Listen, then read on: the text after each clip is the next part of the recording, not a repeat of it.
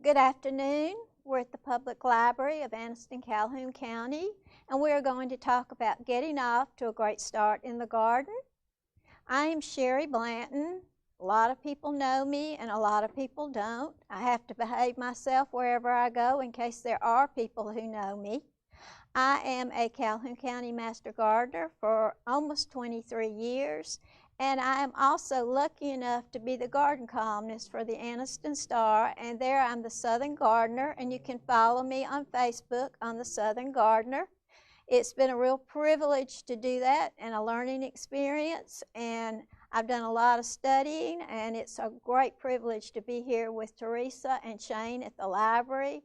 I've learned a lot by coming up here, and one of them is to smile and be happy and look at a screen and have a great day.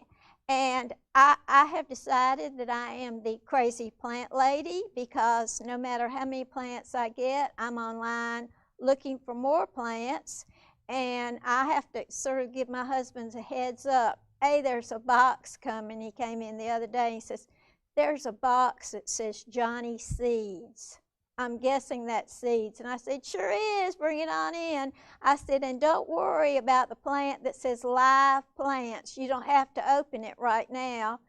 And the box came the other day, and there's another one that's going to come in 2 days. So I just kind of give him a heads up about live plants and tell him that I'll open the box so we won't see how much is in there. But you know, when you're in the thick of the pandemic and it's cold and wet and the garden catalogs come on and you get an email every day offering you something, it's real hard to turn it down. So I had seen something funny on Facebook that it said my gardening resolutions #1 was know what I'm going to do with the plant. I've already messed that one up. #2, only buy what you need. I've already messed that one up. Think about what you're going to get and don't just buy willy-nilly. Well, I've messed that one up. So I've sort of already broken my resolution. So I decided that my resolution was just to learn to be a better gardener and not to put things on myself that I'm not going to buy another plant or I'm not going to buy a plant that I don't know what to do with, because I'm going to break those in about 5 minutes. So we're going to actually talk about ways for everybody to have a better garden, because gardening is a great hobby. It can be frustrating, it can be rewarding, but with a little knowledge, you can just have the best time and the best crop. So I'm hoping, okay. I always say this, and I thought I made it up until I saw this in a lot of books, but you want to plant the right plant in the right place.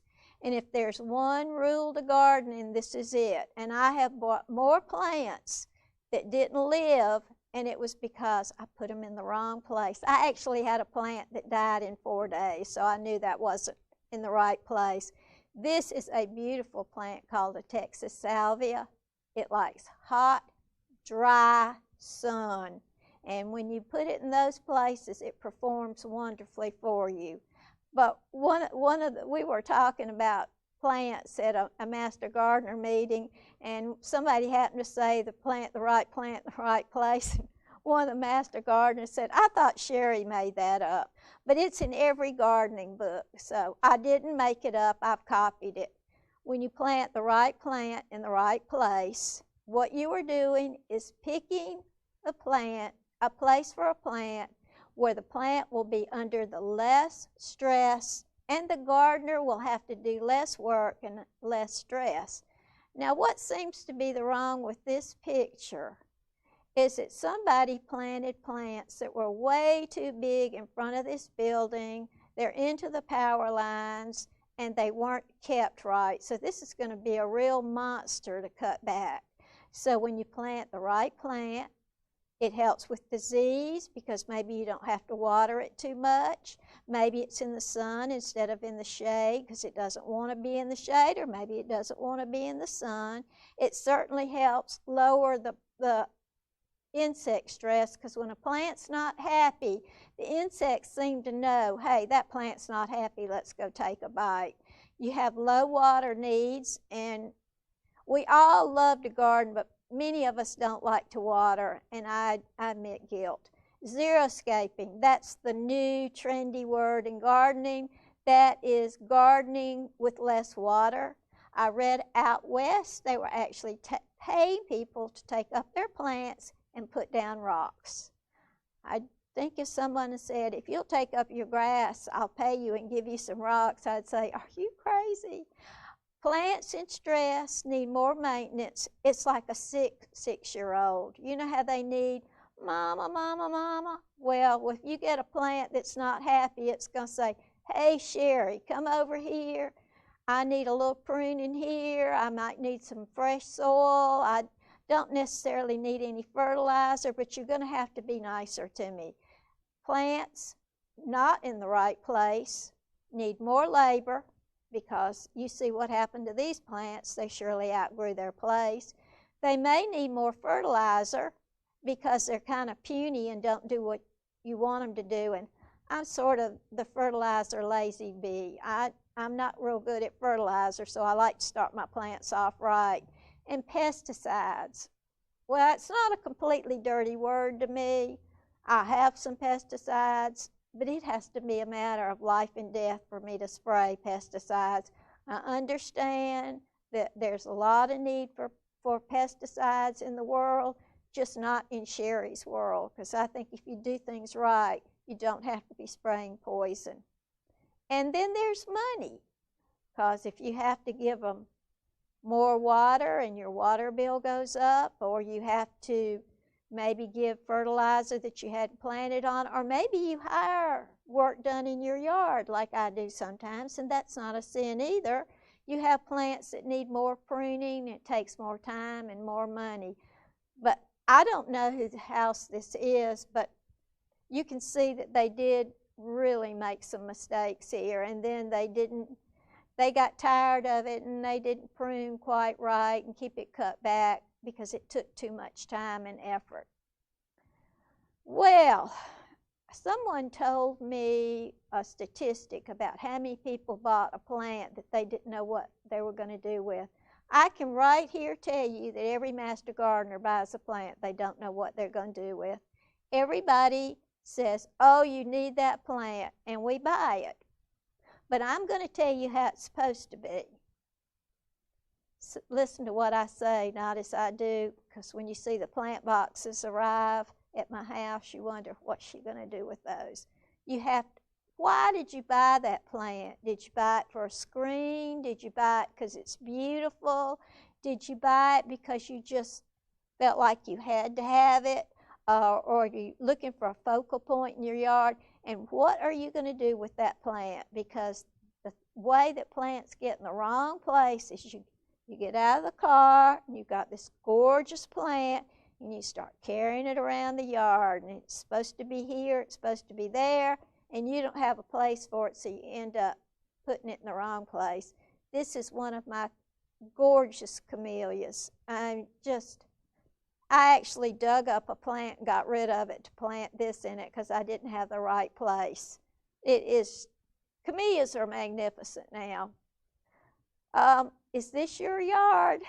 Have you bought all these plants and you didn't have a place to put them, so now you've got them watered and you're thinking, I'll get these planted one of these days? Are you one of those people with a pot problem? Too many pots of plants? I am. So if you're going to look for a plant, the first rule of the right plant in the right place is to choose a bulletproof plant. And that's not like a bulletproof vest that you're wearing.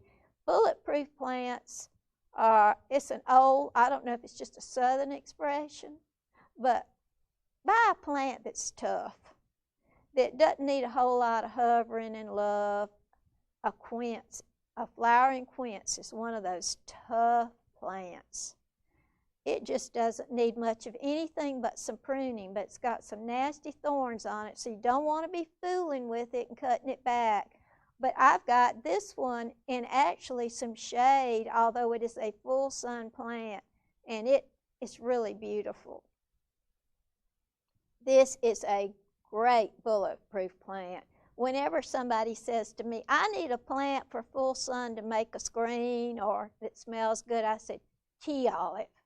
See those little tiny flowers? They pack a tremendous wallop. They smell so good. The tea olive is an evergreen. My sisters are 20 feet tall, I think, and mine are not because I kept mine a little bit shorter, but you can get them in all sizes. You can just let them go. I have treed one of mine, and the smell is tremendous. I talked to a friend of mine, and she said, I want you to come over and look at my yard and tell me what to do with so-and-so. She says, now, I want you to understand my yard is a work in progress. Every yard's a work in progress. Every yard never has an end. This is my yard. Evaluate your maintenance. What are you willing to do? How much can you do? How much time do you have?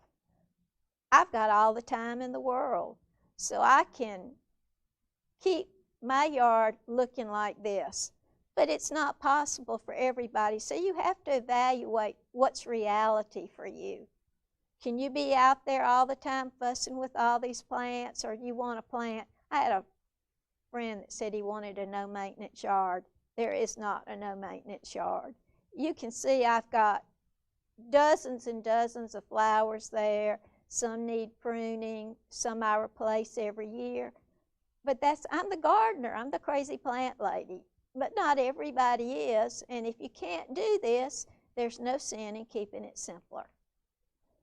I have heard, people talking about what do you do as you get older and you have so many plants? Do you cut back? Do you give up? This is a very, very high maintenance yard. This is not my yard. This is one I borrowed off the internet because it made my point. Look at these. These are all annuals. The grass may not be an annual. Those are all coleus. That yard needs a lot of pruning, clipping, planting, money, fertilizer. And say you took those plants out and maybe you shrunk the plant room, or maybe you put out perennials instead of annuals. That's not giving up. That's just evaluating what your reality is. I would always love a yard like this, though. I think it's just gorgeous. And one day when my life is different and I'm 20 again, this is what my yard will look like. And I cannot stress this enough. Buy the best tools you can buy. Buy one Felco, and I know they're pricey, but one Felco will last you 15 years. You can buy replacement parts. Don't buy 5 cheap pruners. You'll have to work harder. They won't do the job you want to do. So buy the very best tools you can buy. Put them down on your Christmas list, Valentine's list, Mother's Day list, birthday list. Use your special days to get special tools because they make your job easier. Safety first. I cannot stress this enough. Don't be out there weed eating without goggles on, without something in your ears. They're so loud they can hurt your hearing. The rocks can fly. Don't have your kids and your dogs running around when you're weed eating. And for heaven's sakes, if you're not really good at this, hire somebody to do it. Safety first means also learn what poison ivy is so you don't walk in it. Safety first is if you see a bee's nest in your yard, take good care not to walk in it. Safety first means that you stay dehydrated so you don't have a sunstroke out in the middle of the summer. And safety first is using a sunscreen. Safety first is don't be climbing on the roof if you're not good at it. I had a friend that fell off a roof and his whole life was changed. My sweet husband was trying to clean out the gutters, and he is the lazy gardener, and he bent over on the ladder instead of getting off to move it, and the whole thing fell down, and he had to have tetanus shots, almost knocked his head in on a bird bath. So he doesn't get to climb the ladders, but safety first. I'm not sure that that's the most important thing that gardeners need to know. Tough places. If your yard looks like this, you can say to me, well, what can I do? Well, you can bring in loads and loads and loads of compost, and you can put all kinds of good soil in it, and you can work your little self to death, or you can easy does it and maybe have a raised bed garden, or maybe build smaller gardens. But sometimes you can't fight Mother Nature. Sometimes you live in a place that's all rocky, and yes, you can turn it around, but then you can make yourself some little beautiful raised bed gardens. Raised bed gardens are very popular now. You can do container gardens, but sometimes you can't fight Mother Nature. This is a really important one. It's probably the most important lesson I've learned in the last 2 years. Somebody asked me to give a program about invasive plants, and I didn't know a whole lot about them, and I started researching it. Oh my goodness, this is a nandina. If you see every one of those nandina seeds, that's another nandina in your yard, and they will spring up everywhere. They will come up in places you never even knew about. The birds will carry them everywhere. If you love nandina, cut the berries off. There are so many terrible invasive plants, and what an invasive plant does is it destroys the land and the environment, and it actually does harm. An invasive plant is not just one that spreads, but it's one that stomps on everybody. It's a bully, and it causes everybody else to die out. This is not my Elaeagnus, I'll tell you right up front, because I wouldn't have one in my yard. But when I was looking for them on the internet, I must have seen 25, 30 sites selling Elaeagnus. Yeah, if you need a big screen and it's 2 blocks away from your house, but this thing spreads like crazy, and it will eat anything in sight, grow these huge arms and legs, and just keep growing and growing and growing. So I know they sell them on the internet, and I know they say they're good screens, but they are highly invasive. But if you have a big place and you want to put it a half a block away from your house, but it'll get everywhere. Now, the flowers do smell nice, but this is not a plant I would have in my yard. Be a conservationist. Oh my goodness, I'm seeing that changing computers has sort of changed my spacing. A conservationist, I had to look this up because I wasn't really sure. What does a conservationist do? A person who works to preserve the environment. Every gardener is a conservationist. You're going to take care of your portion of the planet. Maybe I can't take care of all of Jacksonville where I live, but I can take care of my block. I can take care of the Jacksonville Pocket Park.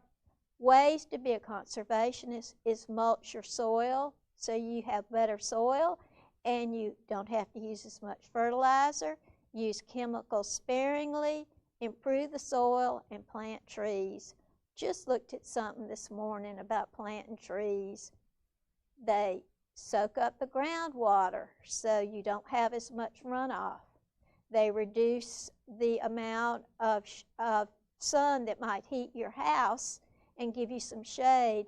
After the tornado, which I should whisper about, not even say out loud, we lost so many trees in Jacksonville, and we had a retree effort where we gave trees away. We heard 2 things. I've lost all my shade. My house is so hot. The other one is I don't have any privacy anymore. So plant trees, good for the environment. This is a wonderful plant that looks like this. I took this picture about a week ago. It's a color guard yucca. This thing is tough as nails. You see it's right on the sidewalk, the curb, almost out in the street. I don't water it, I don't fertilize it, and yet it's beautiful 24/7. 12 months of the year, it's got this gorgeous color. It needs nothing done to it, doesn't have any bugs, and it's just there being beautiful. I know a lot of people say, oh, yucca, sticky, sticky, sticky. Well, just don't walk into it. This one's not so mean, but this one is beautiful.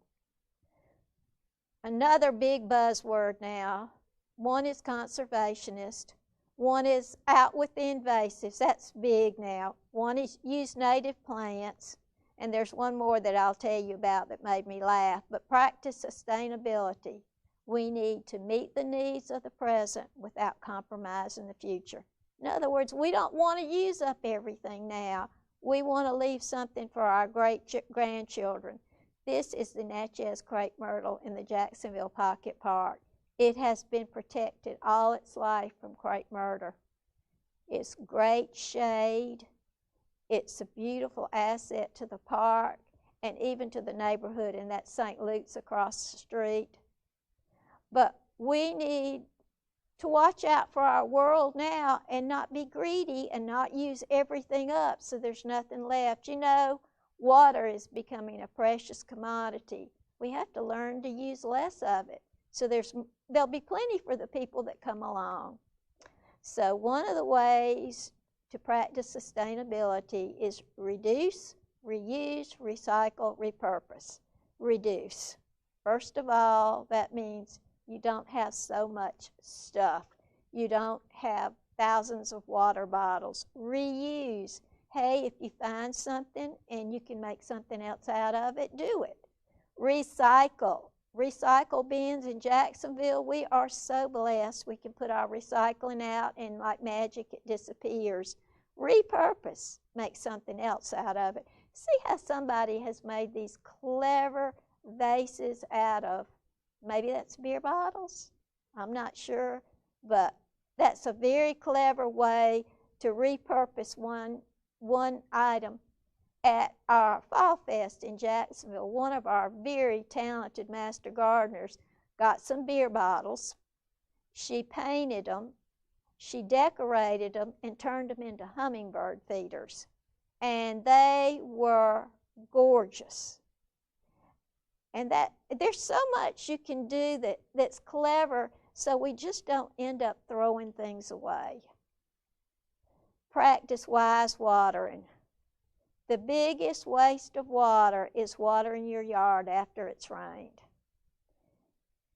I hate to hurt anybody's feelings in the city of Anniston, but when I ride down Quintard and the sprinklers are running and it's raining, I'm thinking, that's not a good use of water.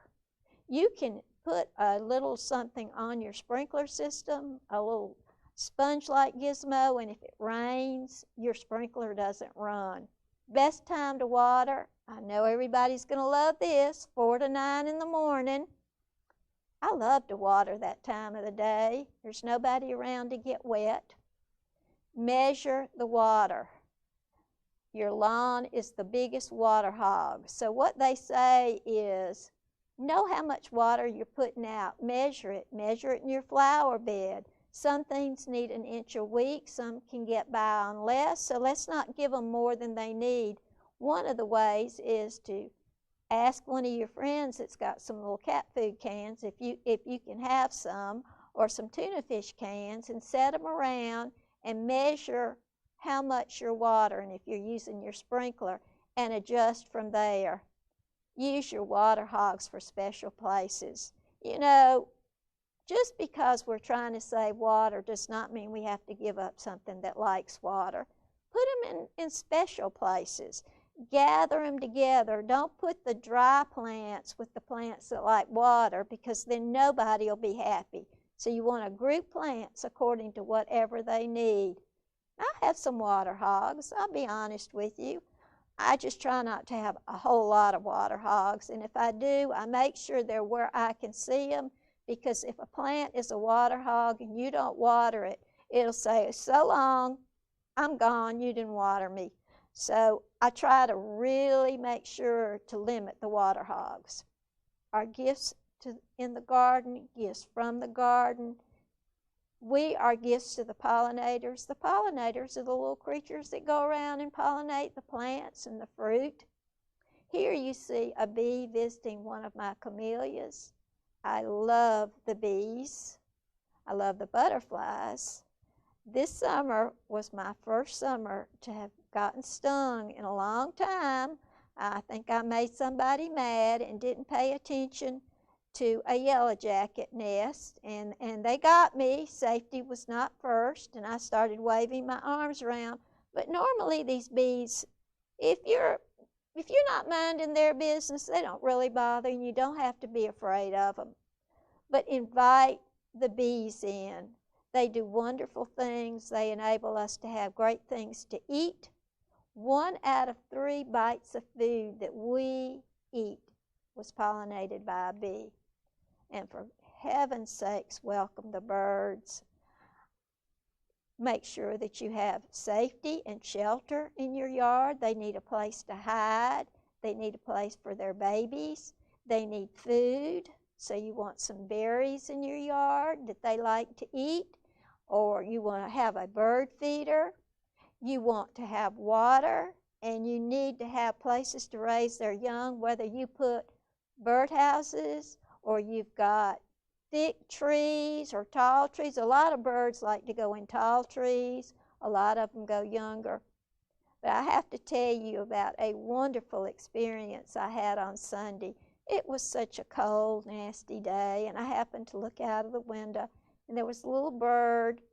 We have 2 places to get a drink, and one place we watch constantly, and the other place we had not quite paid enough attention to it. And I saw a little finch out there, and I said, my goodness, I need to go out there, clean that bird bath, and fill it up with water. No sooner had I done that, I turned around and turned back, and there was this little fat bird taking a bath in that bird bath. You know, in times of gloom and doom, we need a little bird bath full of little birds taking a bath. It was a cold day, and it was just splashing and having the best time. And I went in and reported it to my husband. I said, we're going to move that bird bath so I don't forget to take care of it every day. My mom used to use the expression black gold. My mom's been dead. She'd be like 110 now. And I didn't know that was a word you still use. But have a compost pile. Put those leaves in there and let them rot down, and then you have what my mom called black gold, and that's one way to enrich your soil, to preserve the environment, not to add trash to the landfill by having more leaves. And this is just a very plain compost pile. I mean, you can get them really fancy that you turn, and thermometers. You can get compost from the city, but I'm a little wary of that because sometimes there are weeds and other things in there that you don't want to have. And there's plenty of good literature on how to make a compost pile. And then you have something to enrich your soil and something for your kids to watch. This is really important now, big time. Native plants. All of a sudden, everything's about native plants. What's a native plant? It's been here. It did not come from the Europeans. It got here before then. It got here all by itself. Nobody brought it. Nobody invented it. It's just, I think I saw the word endogenous, which is a mouthful of words. But it's been here forever. This is a Baptisia, which I absolutely adore. I have lots of them in lots of different colors. And there are tremendous native plants. Native plants are used to Alabama heat, Alabama bugs, Alabama water, Alabama everything. They don't have to learn to like it here. They already like it here, like many of us from Alabama already do. They also produce food for our pollinators. They produce all kind of leaves and things for our caterpillars that turn into pollinators. And I'm not telling you that you can't have a camellia from Japan or a Japanese maple, but add some native plants to your garden. It's not hard. They're everywhere, especially local nurseries. I saw a place on the internet that sold native plants. My cart is already full. I'll have to tell my husband about that. What are your expectations? Expectations have got to meet reality.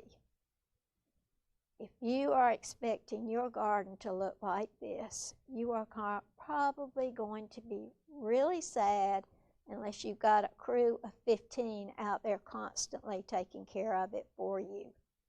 This is a gorgeous garden. I don't know anyone that has a garden like this.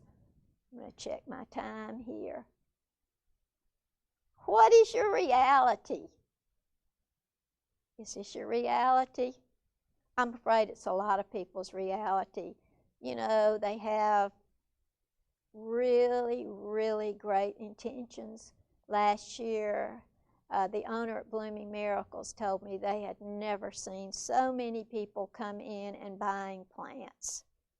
And I know that a lot of people had great intentions about what they were going to do and just didn't realize how difficult it was going to be. So, this is what they have now. So your expectations have to match your reality.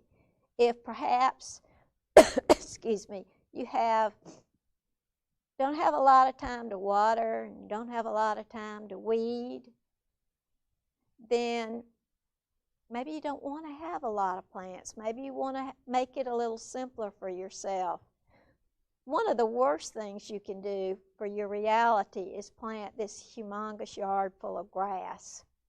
Grass is the biggest taker of time, energy, money, reality, fertilizer, and a lot of people are talking about cutting your grass down to the minimum.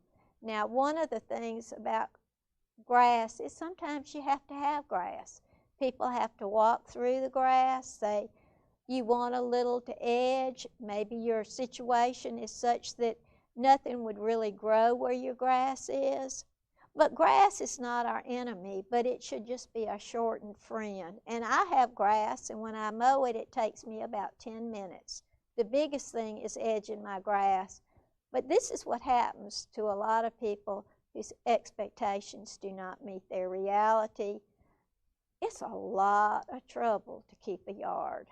One thing I had not mentioned, but it goes with all of this, is being a conservationist, a preservationist, a pollinator lover, a bird lover, is all of us need to look at our use of chemicals. There are dozens and dozens. You go into any of the big box stores and there are just shelves and shelves and shelves and shelves, fertilizers, poisons, herbicides, pesticides, you name it. We need to become a society that turns up our nose at all the poisons and decides that our reality needs to be one in which we don't need all those things to have a perfect yard. Hey, Sunday I was out pulling up weeds in the yard. The sun was shining. It wasn't a freezing cold day, and I decided I'm going to pull weeds. I have a special little digger that helps me. But chemicals are not always our friend. So as we look forward to how to be a better gardener, let's figure out how we can use less chemicals, how we can do less spraying. We talked about welcoming the bees in because they pollinate the plants. If you get out and you're one of those people that loves to spread seven dust or whatever in the flowers, the bees come along and they nose around in that seven. It's very toxic. They take it back to the hive, and everybody gets in it, and pretty soon there aren't any bees. They're your butterflies. They pollinate. Their idea is to get in there and drink and walk around in it. So if you've put poison all over your flowers, then you're in trouble. You're going to drive off what you need the most. And I can never say too much about this. Improve your knowledge. You can watch Sherry Blanton, the Crazy Plant Lady, at the library. Sometimes she gets invited to come to LBG, Longleaf Botanical Gardens, and do a program. I'm here once a month at the library. I'm a master gardener. We have a master gardener hotline that runs all the growing season. You can take a master gardener class. I believe it's already filled up for the year. I'm not sure. That means that you are willing to come and take 3 months of classes, and that you are willing then also to give 50 service hours to your community, to a project that has been approved, and that after that you're willing to give 25 hours per year, and as well take a lot of CEU classes so you keep up your education.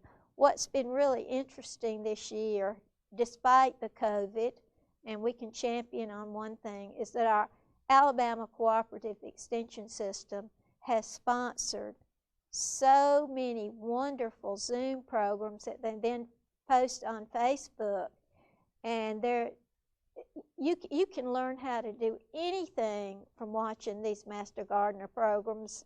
I have watched them from Georgia to Clemson. I've gotten an idea how they garden in Atlanta when they got big fancy houses, and I've looked at wonderful gardens all around the United States. And anytime you learn something, then you become a better gardener. But I want to say that everything you read on the internet is not true.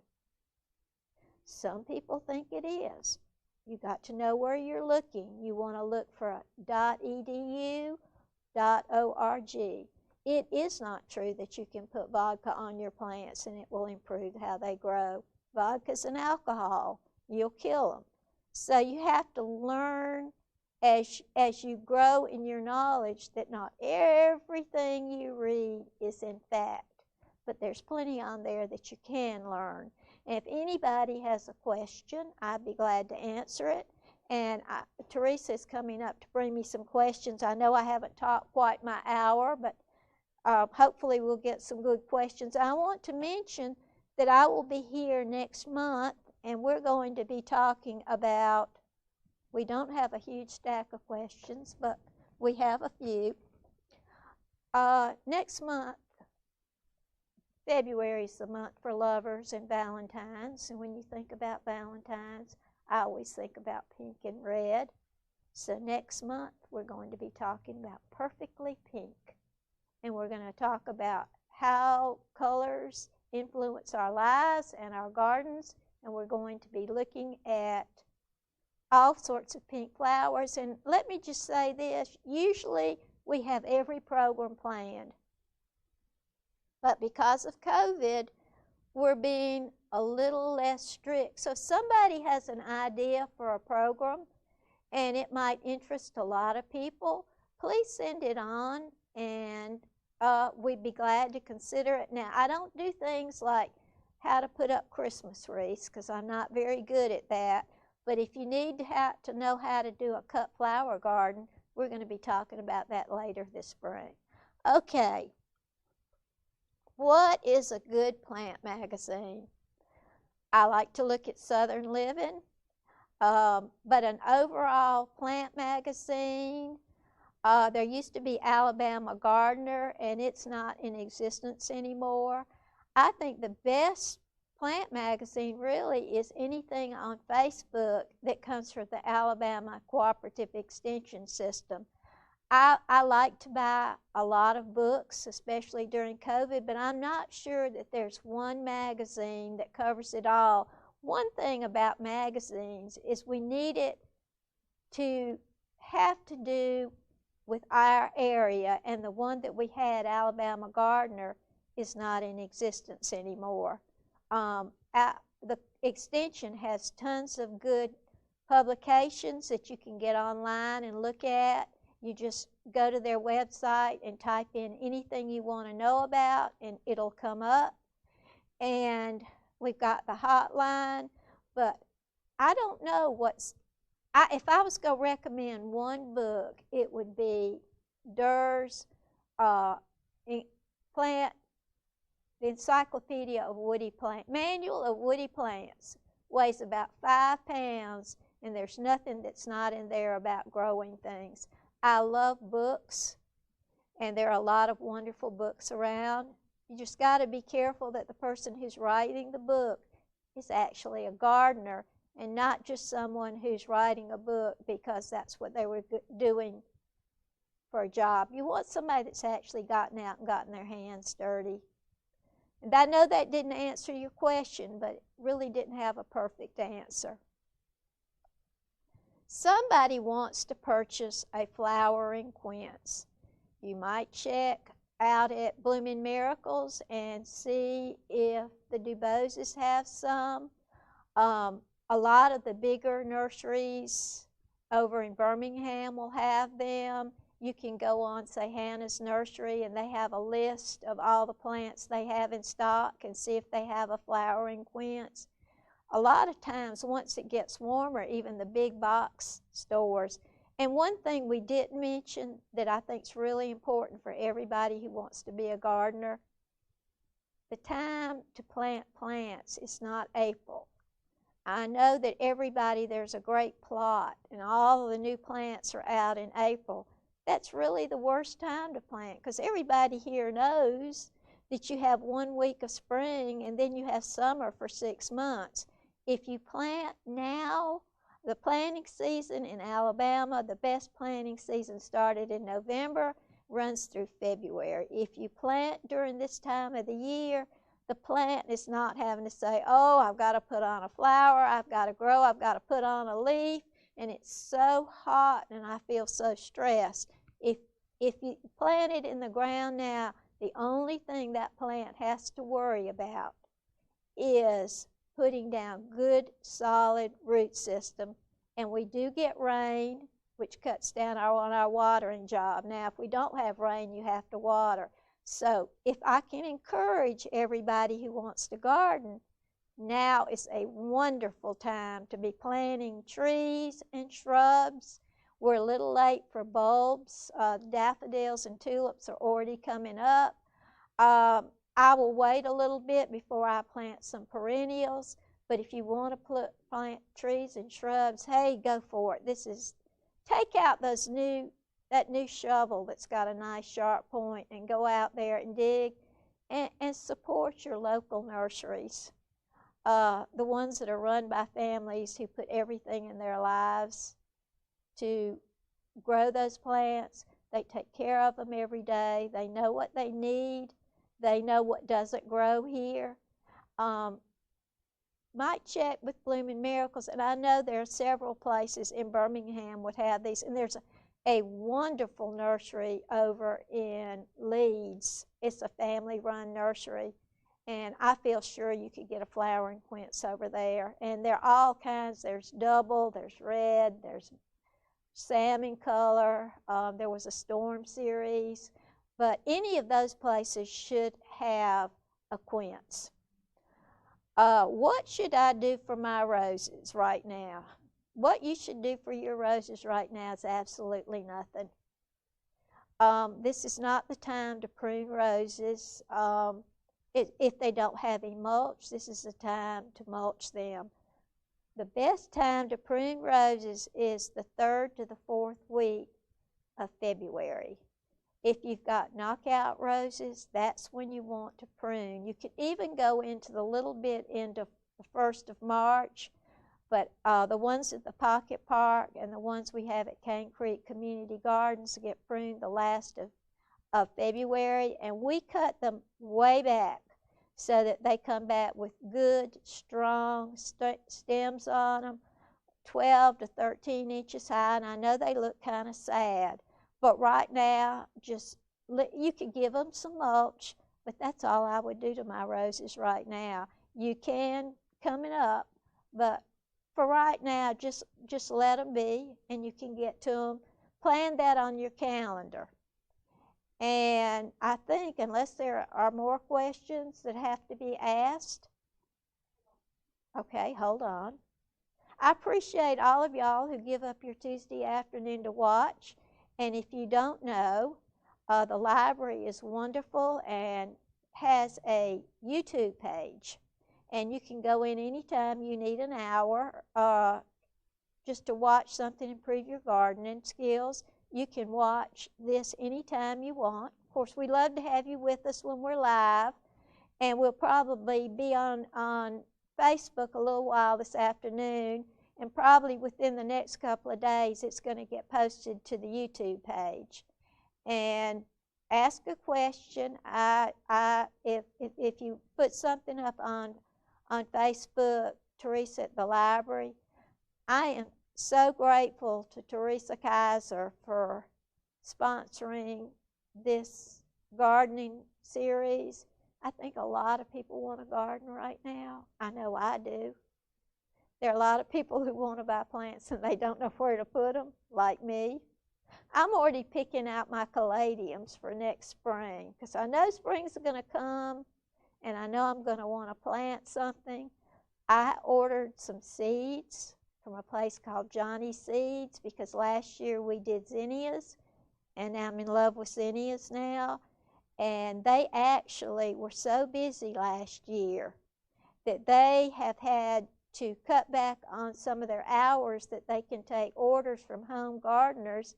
And I know I put my order in a month ago and they are already out of some flowers. So I'd like to encourage all of y'all to get some seeds and make a zinnia garden, and you'll have a beautiful cutting garden. And when you need to have something beautiful in your house, you can grow it yourself. Okay.